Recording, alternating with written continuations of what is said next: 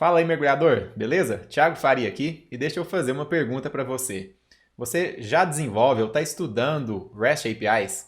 Se sim, você alguma vez na vida já interagiu com o servidor HTTP na unha mesmo, digitando os comandos ali e vendo a resposta desse servidor HTTP?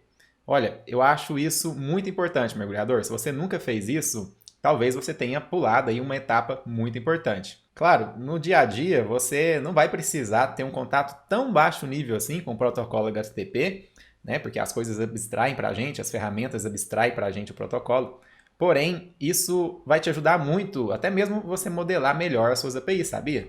Nesse vídeo nós vamos fazer isso juntos. Nós vamos consumir uma REST API, fazendo chamadas diretas, claro, usando o protocolo HTTP, mas digitando os comandos na unha, tá? Mas antes, só para ficar claro, o modelo arquitetural REST ele é independente de linguagem, mas também ele é independente de protocolo. Não necessariamente precisaria ser o protocolo HTTP, mas na maior parte dos casos é sim usado o protocolo HTTP. Eu mesmo nunca desenvolvi uma REST API sem o protocolo HTTP, então a gente vai focar nele. Inclusive, REST foi criado em paralelo com o protocolo HTTP. Roy Fielding, que foi o criador de REST, também foi um dos autores do HTTP. Por isso eu acho que não faz nenhum sentido você mergulhar em REST sem antes conhecer pelo menos o essencial do protocolo HTTP. E justamente por isso eu decidi gravar esse vídeo, porque eu vejo muita gente se enrolando por aí. Bom, a primeira coisa sobre HTTP é que ele é um protocolo de comunicação por mensagens que usa o modelo requisição-resposta.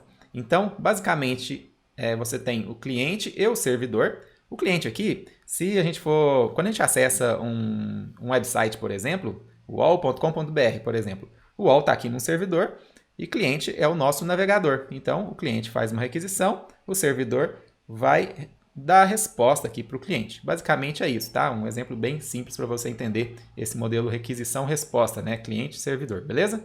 Para a gente fazer os nossos testes, vamos usar um aplicativo chamado GNU TLS. É uma ferramenta de comunicação segura que implementa um cliente HTTPS. Então, basicamente, para a gente fazer uma conexão com um servidor usando o HTTPS, não um protocolo HTTP sem a segurança, mas com a segurança, né, HTTPS, nós usamos o GNU TLS para, em linha de comando aqui no terminal, no caso, né, a gente fazer a conexão com o nosso servidor com essa comunicação segura, certo? Basicamente é por isso que nós vamos usar esse GNU TLS, você pode instalar também na sua máquina se você quiser.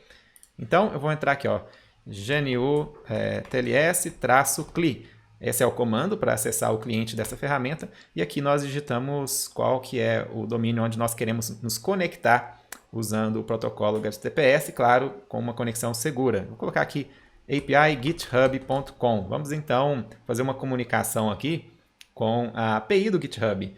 Vou dar um Enter, veja que a conexão já foi feita e temos aqui uma possibilidade de digitar comandos. Veja que ele está travado aqui justamente para a gente digitar um comando, conversar com esse servidor HTTP. Vou digitar uma coisa que nem existe aqui, qualquer coisa, vou dar um Enter.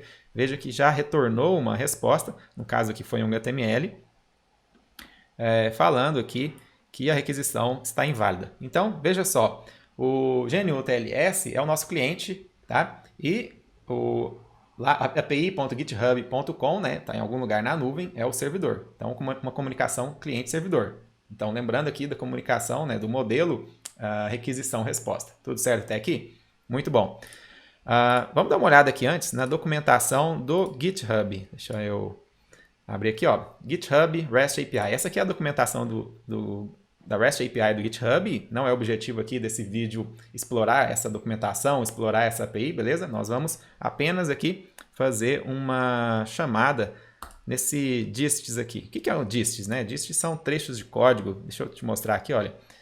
Aqui os meus dists aqui, ó, dist.github.com/thiagofa. Esses aqui são meus dists. São trechos de código, né? Códigos que eu compartilho publicamente com a comunidade. Eu deixo aqui então no dist do GitHub, né? Então tá tudo aqui. Mas eu quero fazer um acesso nessa lista de dists, dos meus dists, através da API do GitHub. Então vamos dar uma olhada aqui, ó, já estou aqui em dists e list dists for a user, ou seja, aqui está dizendo o que nós temos que fazer para listar os dists de um usuário. Então a gente lê a documentação e usa isso aqui, tá? Mas nós vamos fazer isso usando o GNU TLS, ou seja, na unha mesmo, né? Uma comunicação na unha, porque existem ferramentas. Tem o curl, tem Postman, tem várias ferramentas para a gente fazer esses testes, mas o objetivo desse vídeo é fazer na unha, beleza? Então, vamos lá. Vou abrir aqui o terminal de novo, deixa eu dar um clear e executar novamente o comando. Então, conectamos e aqui nós temos que digitar o comando usando o protocolo HTTP, não pode ser qualquer coisa, a gente viu que quando a gente digita qualquer coisa ele não entende, justamente porque existe um protocolo de comunicação, a gente precisa conhecer esse protocolo para conversar. Só que veja que depois de um tempo, se a gente demorar muito, ele fecha a conexão, então para evitar isso aqui, vamos digitar num editor de texto, porque aí fica mais fácil, né, para a gente ir digitando, depois só a gente cola e vai tudo funcionar, né? Eu espero que sim. Primeira coisa, a gente tem que digitar qual que é o verbo HTTP que nós queremos, ou seja, o que nós queremos fazer com esse servidor. A gente fez uma conexão lá no api.github.com, tá? O que eu quero? Eu quero submeter alguma informação? Eu quero obter alguma informação? O que eu quero? No caso, a gente quer obter uma informação, a gente quer obter uma lista de dists, né? Veja aqui, ó. Cadê? Tá aqui. Inclusive, tá falando aqui pra gente usar o get, né? Então, nós vamos, primeira coisa, fazer um get. E logo em seguida desse get, nós temos que especificar o que nós queremos obter. Mas antes de especificar isso, deixa eu só te mostrar aqui essa documentação aqui no MDN, tá? Então, métodos de requisição HTTP. Então, a especificação HTTP ela define um conjunto de métodos que a gente pode usar para fazer requisições. Então, como exemplo, eu falei já do get, mas tem um post, tem um put, tem um delete, etc. O método indica a ação que nós desejamos que seja executado, né? Então, como eu já disse, o get, get em inglês, né? É obter, né? Então, o get é para solicitar, para obter, né? Para solicitar que algo seja devolvido na resposta algo que a gente precisa, né? O método post, aí tem aqui a documentação, ó, o get, tem o head, post. O método post, por exemplo, ele indica que nós queremos submeter dados para o servidor. Geralmente a gente faz isso para cadastrar algo, ou seja, para gerar uma mudança no estado do servidor. O método put, ele é usado para requisitar uma substituição de dados no servidor, né? O delete para remover e etc, tá? Então, é importante você usar o método correto, tá? Por exemplo, não é certo você usar o get para fazer um cadastro de alguma coisa no servidor. Pode até funcionar se você desenvolver dessa forma, mas a semântica não fica correta. E a gente tem que nos preocupar muito com a semântica, né? Ou seja, com o significado de cada coisa, justamente para usar o protocolo da maneira correta, para facilitar a comunicação e para ficar dentro do padrão de mercado. Mas o objetivo desse vídeo aqui é eu te falar mais sobre o HTTP, tá? Se você quiser um vídeo sobre as boas práticas, né, dos verbos, dos métodos HTTP em uma REST API, escreve aqui para mim no comentário que depois eu posso pensar em gravar um novo vídeo só sobre isso, beleza? Bom, depois do verbo HTTP, que eu já coloquei que eu quero usar o get, nós vamos especificar aqui qual que é o caminho, a URI, né? Nós vamos colocar então aqui, ó, barra. Vamos dar uma olhada aqui na documentação. Olha, barra users, vou até copiar isso aqui. Barra users, aqui username e gists. Mas aqui em username é uma variável, eu tenho que especificar aqui. O meu nome de usuário é Thiago FA. Então, estou falando aqui, obtenha todos os gists do usuário Thiago FA. Logo em seguida, nós especificamos a versão do protocolo HTTP. Vou colocar aqui tudo maiúsculo, HTTP barra 1.1. Beleza. Já dei um enter, então essa é a primeira instrução que nós passamos para o servidor, né, para HTTP. E depois nós temos que informar alguns cabeçalhos, tá? Então, cabeçalhos são informações sobre a requisição. Eles são definidos por chaves e valores que podem ser usados pelo servidor para interpretar a requisição e executar a operação. Nós temos vários cabeçalhos pré-definidos no protocolo HTTP. Então, vamos colocar aqui um, que é o host, api.github.com. Então, basicamente, nós estamos especificando aqui qual que é o host, né, que a gente está fazendo a requisição. Porque alguns servidores HTTP, eles podem estar hospedando vários hosts, né, vários domínios. Não estou dizendo que é o caso do GitHub, tá? Mas a gente especifica isso aqui para ele conseguir... lá no servidor HTTP, ele conseguir fazer o roteamento disso da forma correta. Já vou especificar então aqui o host api.github.com. Vou especificar também o accept. Accept, 2 pontos, olha, veja, 2 pontos. Vou colocar aqui application/JSON. Então o accept, ele define quais os tipos de conteúdo são aceitos como resposta.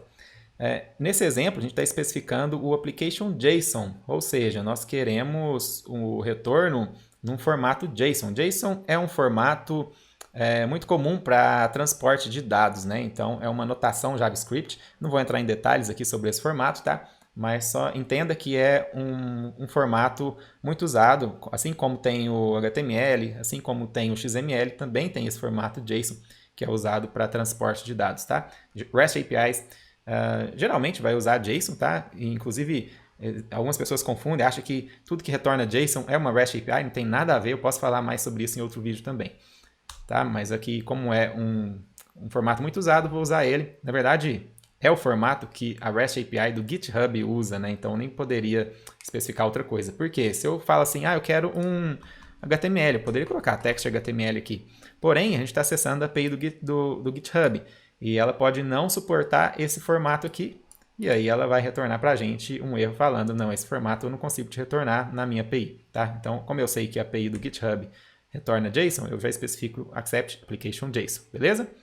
Bom, em muitas APIs, isso aqui talvez já fosse suficiente, mas na API do GitHub eu sei que ele exige que a gente informe um outro cabeçalho, que é o User Agent. E o User Agent é qual que é a ferramenta, qual que é o cliente, o nome do cliente que está usando, que está fazendo essa chamada. Por exemplo, é um navegador, é o Chrome, então estaria lá as informações do Chrome. No nosso caso aqui não é, a gente está fazendo isso na mão. Poderia colocar qualquer coisa aqui. Eu vou colocar GNU TLS, que é a ferramenta que a gente está usando, beleza? E depois disso, nós podemos ainda enviar dados nessa requisição também. Esses dados são conhecidos como payload, ou corpo da requisição. Mas esse corpo, esse payload, ele não é obrigatório e também ele depende, se a gente vai enviar ou não, depende do método HTTP que a gente está usando.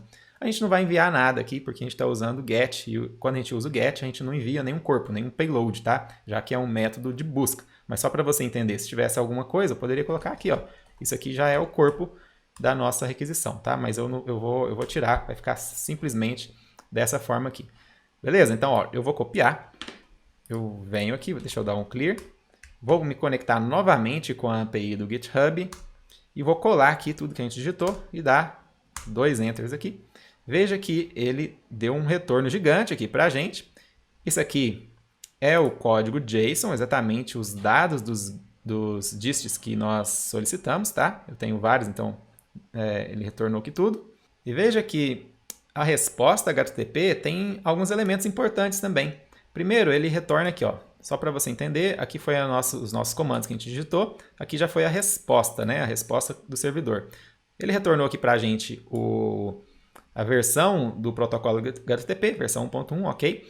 Retornou também um código 200. Isso aqui a gente chama de código de status, né? O status indica qual foi o resultado do processamento da requisição lá no servidor.